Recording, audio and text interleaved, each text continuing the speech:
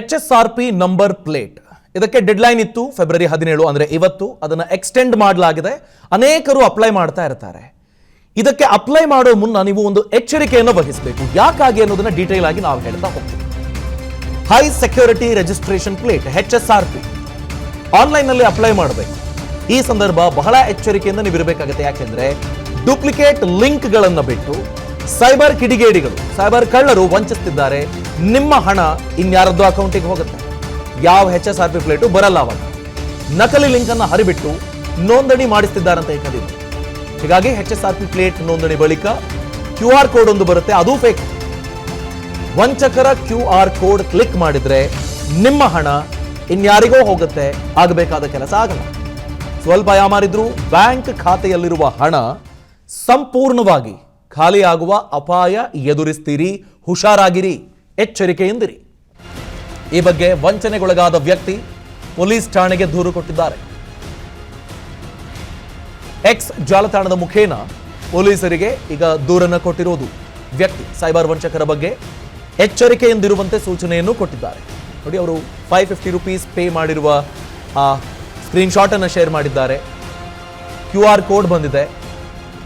So ಹೀಗಾಗಿ official website ಏನಿರ್ತದೆ ಆ ವೆಬ್ಸೈಟಿಗೆ ಹೋಗಿ ನೀವು ಲಾಗಿನ್ ಆಗಬೇಕಾಗುತ್ತೆ.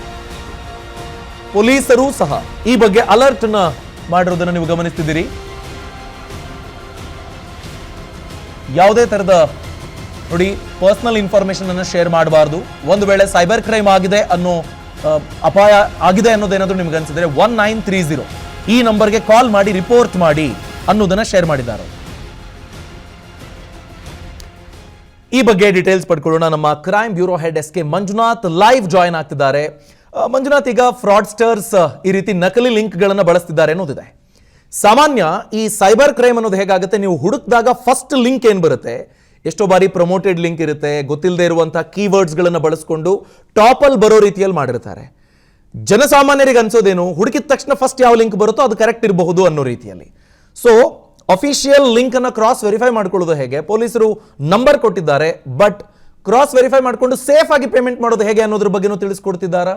ಹೇಗೆ ಪಾರಾಗೋದು ನಾವು ಮಂಜುನಾಥ್? ಅಭಿಷೇಕ್, ಈ ಒಂದು ಏನು ಸೈಬರ್ ಕ್ರೈಮ್ ನಡೀತಾ ಇದೆ, ಇಲ್ಲಿ ನಾವು ಸಾಮಾನ್ಯವಾಗಿ ಗಮನಿಸ್ತಕ್ಕಂಥದ್ದು ಡೆಡ್ಲೈನ್ ಯಾವಾಗಿರುತ್ತೆ ಆ ಸಂದರ್ಭದಲ್ಲಿ ಮಾತ್ರ ಈ ರೀತಿಯಾದಂಥ ವಂಚಕರು ತಮ್ಮ ಏನು ಕ್ರೈಮ್ ಬುದ್ಧಿಯನ್ನು ಪ್ರದರ್ಶನ ಮಾಡ್ತಕ್ಕಂಥದ್ದು, ಅಮಾಯಕರನ್ನ ಬುಟ್ಟಿಗೆ ಹಾಕೊಂಡು ಈ ರೀತಿಯಾಗಿ ವಂಚನೆ ಮಾಡ್ತಕ್ಕಂಥದ್ದು ಬೆಳಕಿಗೆ ಬರ್ತಕ್ಕಂಥದ್ದು. ಇದು ಏನು HSRP ನಂಬರ್ ಪ್ಲೇಟ್ಗೆ ಸಂಬಂಧಪಟ್ಟಂತೆ ಡೆಡ್ಲೈನ್ ಅನ್ನು ಕೊಟ್ಟಿದ್ರು. ಅದಕ್ಕೆ ಸಂಬಂಧಪಟ್ಟಂತೆ ಸಾಕಷ್ಟು ವಾಹನ ಚಾಲಕರು ಆನ್ಲೈನ್ಗಳಲ್ಲಿ HSRP ನಂಬರನ್ನು ಬುಕ್ ಮಾಡ್ತಕ್ಕಂಥದ್ದು ಇರ್ಬೋದು. ಯಾಕಂದರೆ ದಂಡವನ್ನು ಕಟ್ಟೋದು ತಪ್ಪಿಸ್ಕೊಳ್ಳೋದಕ್ಕೆ ಇದನ್ನೇ ಬಂಡವಾಳ ಮಾಡಿಕೊಂಡಂತ ಕೆಲವೊಂದು ಕಿಡಿಗೇಡಿಗಳು ಆ QR ಕೋಡ್ ಅನ್ನ ತಾವು ಸೋಷಿಯಲ್ ಮೀಡಿಯಾಗಳಲ್ಲಿ ವೈರಲ್ ಮಾಡ್ತಕ್ಕಂಥ ಒಂದು ಪ್ರಸಂಗ ಬೆಳಕಿಗೆ ಬಂದಿದೆ. ಇದಕ್ಕೆ ಸಂಬಂಧಪಟ್ಟಂತೆ ಈಗಾಗಲೇ ಪೊಲೀಸರು ಕೆಲವೊಂದು ಸೂಚನೆಗಳನ್ನು ಸಹ ಕೊಟ್ಟಿರ್ತಕ್ಕಂಥದ್ದು. ಏನು ಕೆಲವೊಂದು ಸ್ಪಾನ್ಸರ್ಡ್ ಇದರಲ್ಲಿ ಬರ್ತಕ್ಕಂಥ QR ಕೋಡ್ಗಳನ್ನು ಇರಬಹುದು, ಅಥವಾ ಅನಾಮಧೇಯವಾಗಿ ಏನು HSRP ನಂಬರ್ ಪ್ಲೇಟ್ ರಿಜಿಸ್ಟ್ರೇಷನ್ ಸಂಬಂಧಪಟ್ಟಂತೆ ಬರ್ತಕ್ಕಂಥ ಮೆಸೇಜ್ಗಳನ್ನು ಯಾವುದೇ ಕಾರಣಕ್ಕೂ ಕ್ಲಿಕ್ ಮಾಡೋದಕ್ಕೆ ಹೋಗಬೇಡಿ. ಕ್ಲಿಕ್ ಮಾಡದೆ ನೀವು ಪಾವತಿ ಮಾಡ್ತಕ್ಕಂಥ ಹಣ ಈ ಸೈಬರ್ ಕಳ್ಳರ ಪಾಲಾಗುತ್ತೆ ಅಂತಕ್ಕಂಥದ್ದು. ಇಲ್ಲಿ ಮತ್ತೊಂದು ಕಡೆ ಅದನ್ನು ಅಧಿಕೃತವಾಗಿ ಯಾವ QR ಕೋಡನ್ನು ಬಳಸ್ಕೊಂಡು ನೀವು ಆ ಒಂದು HSRP ನಂಬರನ್ನು ಬುಕ್ ಮಾಡಬೇಕು ಅನ್ನೋದಾದರೆ ಬೆಂಗಳೂರು ರಾಜ್ಯದ ಸಾರಿಗೆ ಇಲಾಖೆ ಅಂದರೆ RTO ಕಚೇರಿ ವೆಬ್ಸೈಟ್ಗೆ ಹೋಗ್ತಕ್ಕಂಥದ್ದು. ಅಲ್ಲಿ ಬರ್ತಕ್ಕಂಥ ಒಂದು ಮಾಹಿತಿ ಆಧಾರದ ಮೇಲೆ ಏನು ನಂಬರ್ ಪ್ಲೇಟನ್ನು ಬುಕ್ ಮಾಡೋದಕ್ಕೆ ಅಲ್ಲಿ ಕೊಡ್ತಕ್ಕಂಥ QR ಕೋಡನ್ನು ಸಹ ಬಳಸ್ಕೋಬೇಕು. ಅದ್ರ ಜೊತೆಗೆ ಬೆಂಗಳೂರು ಒಂದಿರ್ಬೋದು, ಜೊತೆಗೆ ಬೇರೆ ಬೇರೆ ರೀತಿಯಾದಂಥ ಸರ್ಕಾರಿ ಸೌಮ್ಯದ ಕಚೇರಿಗಳೇನಿದ್ದಾವೆ, ಅದು ನೆಮ್ಮದಿ ಕೇಂದ್ರ ಇರ್ಬೋದು, ಜೊತೆಗೆ ಸಕಾಲ, ಈ ರೀತಿಯಾದಂಥ ಕಚೇರಿಗಳೇನಿದ್ದಾವೆ ಅಲ್ಲಿ ಕೊಡ್ತಕ್ಕಂಥ ಸೇವೆಯನ್ನು ಬಳಸ್ಕೊಳ್ಬೇಕಾಗುತ್ತೆ. ಅದನ್ನು ಹೊರತುಪಡಿಸಿದ್ರೆ ಅಲ್ಲಿ ಬರ್ತಕ್ಕಂಥ ಸೇವೆಯನ್ನು ಬಳಸ್ಕೊಂಡು ಅಲ್ಲಿ ಅವರ ಆಧಾರ್ ಇರ್ಬೋದು, ವೆಹಿಕಲ್ ನಂಬರ್ ಇರ್ಬೋದು, ಜೊತೆಗೆ ಪಾನ್ ಕಾರ್ಡ್, ಈ ರೀತಿಯಾಗಿ ಏನು ಮಾಹಿತಿಯನ್ನು ಕೇಳ್ತಾರೆ ಆ ಮಾಹಿತಿಯನ್ನು ಅಲ್ಲಿ ಒದಗಿಸಿದ್ರೆ ಬರ್ತಕ್ಕಂಥ QR ಕೋಡ್ಗೆ ಪೇಮೆಂಟನ್ನು ಮಾಡಿ ನೀವು HSRP ನಂಬರ್ ಪ್ಲೇಟನ್ನು ಪಡಿಬಹುದು ಅಂತಕ್ಕಂಥ ಒಂದು ಸೂಚನೆಯನ್ನು ಸಹ ಕೊಟ್ಟಿರ್ತಕ್ಕಂಥದ್ದು.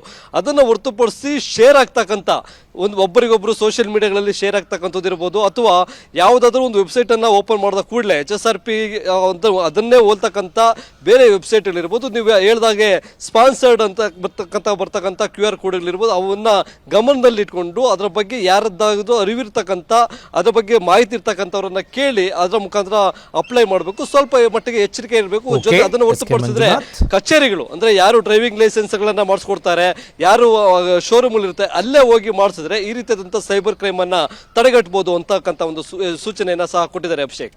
Thank you SK Manjunath. ಅನುಕ್ಷಣದ ಸುದ್ದಿಗಳಿಗಾಗಿ Vistara news YouTube channel subscribe ಮಾಡಿ. ಹೊಸ ಸುದ್ದಿಗಳ ನೋಟಿಫಿಕೇಶನ್ಗಾಗಿ ಬೆಲ್ ಐಕಾನ್ ಕ್ಲಿಕ್ ಮಾಡಿ. ಲೇಟೆಸ್ಟ್ ಅಪ್ಡೇಟ್ಸ್ಗಾಗಿ www.vistaranews.com ವೆಬ್ಸೈಟ್ಗೆ ವಿಸಿಟ್ ಮಾಡಿ.